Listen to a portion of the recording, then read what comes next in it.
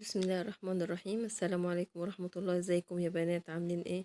يا رب كلكم تكونوا بخير. انا بصي من قناة احلى اكلة جودي شريف. يلا معانا هنبدأ النهاردة فيديو جديد بإذن الله. هنعمل مع بعض كيكة برتقال مع كوباية شاي كده، اخر حلاوة. انا عملت هنا كيكتين، وصفتين احلى من بعض. يا رب ان شاء الله تجربوهم يطلعوا ناجحين معاكم. اتحداكم ان الوصفة دي تفشل معاكم، سهلة جدا ومعتمدة وهتحفظوها لان هي بسيطة جدا. اول حاجة هنعملها مع بعض كيكة البرتقال. شايفين اللون حلو كده ازاي؟ وتاني وصفة هتبقى البراونيز. عشاق الشوكولاتة اجمعوا تعالوا هنا بسرعة. احلى براونيز واسهل طريقة هتعملوها، وان شاء الله باذن الله هتنجح معاكم. وصفتنا مضمونة ومكوناتها سهلة، مفيش اي تعقيد. ولو بتخافي تدخلي المطبخ ادخلي واعملي براونيز على الطريقة دي، بسيطة جدا وان شاء الله تنجح معاكي. عايزه اوريكي ان هي طالعه جميله ازاي، والشوكولاته طالعه باظه منها ازاي. اسهل واسرع وصفه للبراونيز، جربوها يا جماعه مش هتندموا. كمان الشوكولاته الخام اللي فيها لازم تكون نوعها حلو قوي، والكاكاو يكون برضو نوع حلو. شايفين بقى سمك كيكه البرتقال؟ مفيش غنى عنها، احنا ما بنستغناش عن كيكة البرتقال دي مع الشاي. شاي بلبن نسكافيه. الولاد بيفضلوا رايحين كده جايين عليها. بين الوجبات بتبقى سهلة ومضمونة ونضيفة. طبعا سمك البراونيز حلو جدا، وارتفاعها حلو قوي قوي، وهشة وطرية طراوة جميلة جدا. ان شاء الله الوصفة دي هتعجبكم، والفيديو يبقى مختلف عن اي فيديو تاني عملناه. فيديو النهاردة مختلف. خليكم معايا خطوة بخطوة، نمشي مع بعض خطوة بخطوة علشان نعمل الوصفتين دول في الفيديو مع بعض بطريقة سهلة ومضمونة جدا. شايفين الشوكولاتة طالعة باظة ازاي من الكيكة، والكيكة نفسها هشة وفيها طراوة كده جميلة. يلا بقى هنبدأ الفيديو مع بعض ونجمع كل المكونات مرة واحدة علشان منساش اي حاجة. اهم حاجة وانتي داخلة المطبخ تحضري كل حاجة على الرخام علشان ما تنسيش اي حاجة. معايا هنا 3 بيضات بحرارة المطبخ، وكوباية زيت على زبدة، وكوباية لبن. معايا كوباية لبن وظرف فانيليا وبيكنج باودر وبشر من الفانيليا. هنبدأ مع بعض الوصفة الكيكة بالبرتقال، تبقى حلوة جدا وسهلة جدا. هنعملها بكل سهولة وهتبقى مضمونة. عايزين بقى ناخد البيض والزبدة والسكر والفانيليا مع بعض، هنحطهم مع بعض في الخلاط او في الكبة او اي حاجة. هنضربهم مع بعض ومع بشر البرتقال. بشر البرتقال بيدي تيست حلو قوي قوي، بيعلي طعم الكيكة كده. والزبدة كمان بتخليها دسمة، غير لو احنا هنعملها بزيت بس. انا هضيف كده الدقيق مع البيكنج باودر ورشة الملح، وهبدأ أقلب برضو يا إما بمعلقة خشب أو بمضرب. بس مش هضرب يعني إيه أوي، هضرب إيه أول ما الدقيق يختفي في الخليط كده. هوقف يعني خلطه، أقلب بالراحة. طبعا هكون مجهزة الفرن بتاعي على 180، وأحط الكيكة في الرف الوسط. مش هشغل الشواية. وكل واحد برضو على حسب الفرن بتاعه. الكيكة بتقعد مثلا من 30 ل35، وفي أفران تانية ممكن تقعد 40 دقيقة. أنا الفرن بتاعي ممكن تقعد 35 دقيقة أو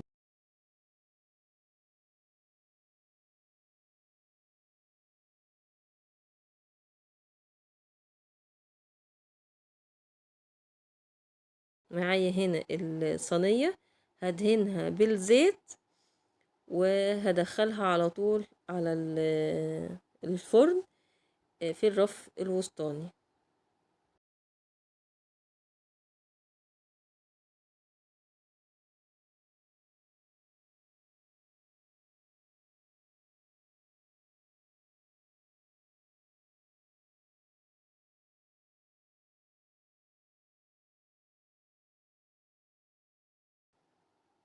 كده احنا دخلنا بقى الكيكة الأولانية في الفرن. تعالوا نعمل الوصفة التانية، البراونيز، ان شاء الله تعملوها وتطلع ظابطة معاكم. طبعا انا الحاجات هي المكونات، زودت عليها الحاجات اللي احنا هنحتاجها، اللي هو نص كوباية من السكر، 3 بيضات، كوباية زبدة، نص كوباية كاكاو، نص كوباية سكر ناعم، على نص كوباية من السكر الحبيبات، وكوباية شوكولاتة خام، وفانيليا، ورشة ملح، ونقطتين خل طبعا عشان زفارة البيض. اول حاجة انا محضرة معايا هنا حاجة كده تحط على النار، كسرولة او حاجة، علشان خاطر احط فيها الزبدة، اخلي الزبدة تسخن، ويدوب ان هي تسخن واحس ان هي خلاص هتعمل بابل، انزل عليها بالكاكاو الخام. كان في بس حاجة هنا وقعت، انا هحاول اطلعها بالشوكة.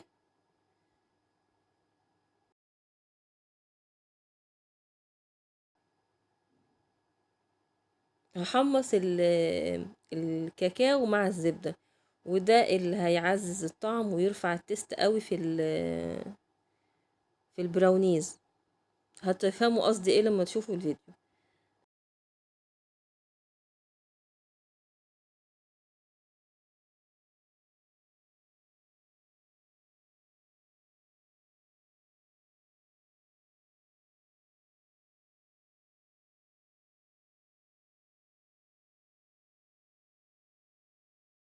وعلى الناحية التانية هبقى مجهزة معايا البيض والسكر. حطيت نص كوباية سكر ناعم الحبيبات، ولما داب قوي هحط نص كوباية من الكاكاو من السكر الناعم، علشان هي اللي هتفرق معايا في التسوية. هتبقى طرية من بره، والوش بتاعها يبقى يعني آه مش ناشف، هيبقى محمص كده شوية. هتفهموا قصدي، يعني بيبقى في طبقة خفيفة كده.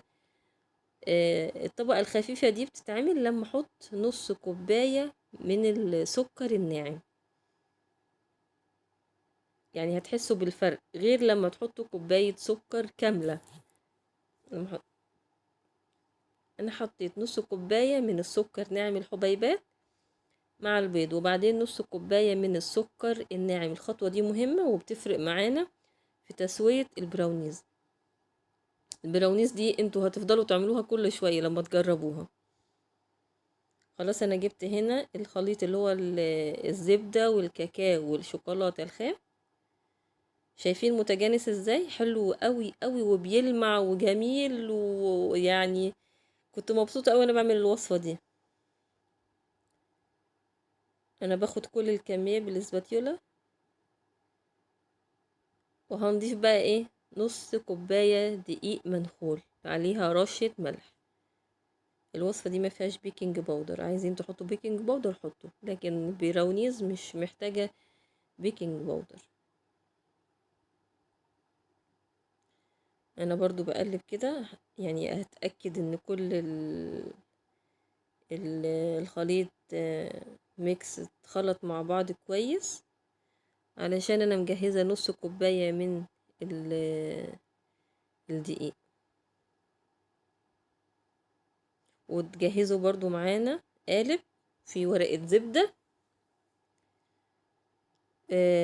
يفضل يبقى قالب ألمونيوم، علشان بيوصل الحرارة وبيوزع الحرارة بالتساوي. الألمونيوم حلو قوي في تسويات الكيكات.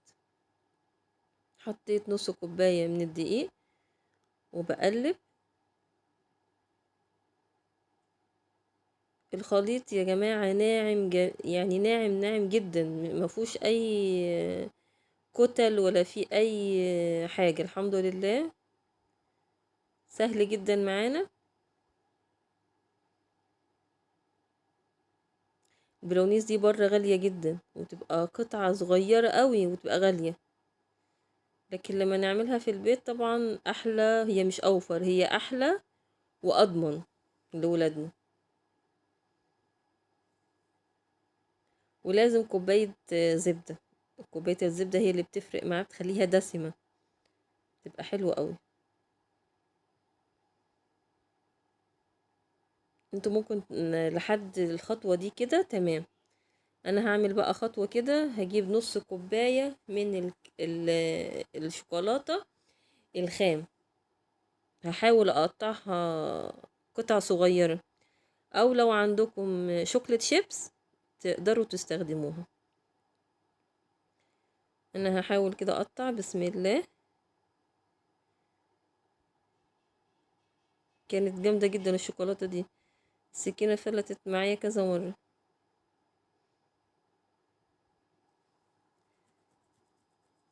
اللي مش عايز يعمل الخطوة دي ما يعملهاش، لكن اللي بيحب الشوكولاتة هيحب الخطوة دي جدا. بحاول احط شوكولاتة مع الخليط كده بكسرها. خلي بالكوا بس السكينة بتبقى حامية والشوكولاتة بتبقى قاسية قوي، فنخلي بالنا.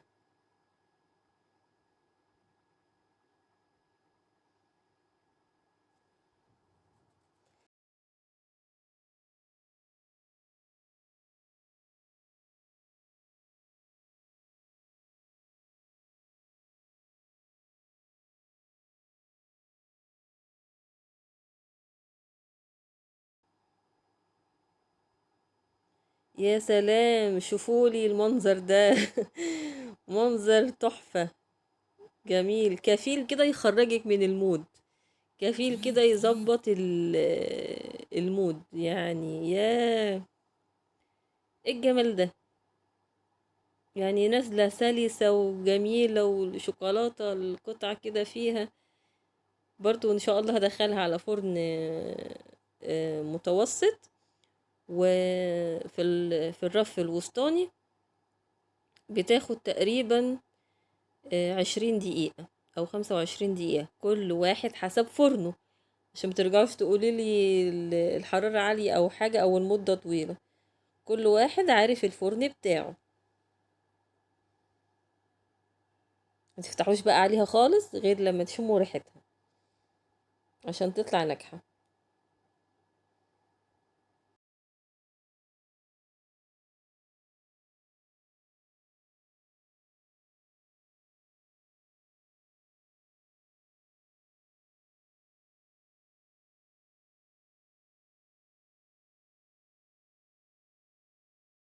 خليكوا معايا، شايفين بقى المنظر ده؟ ده اللي أنا قصدي عليه.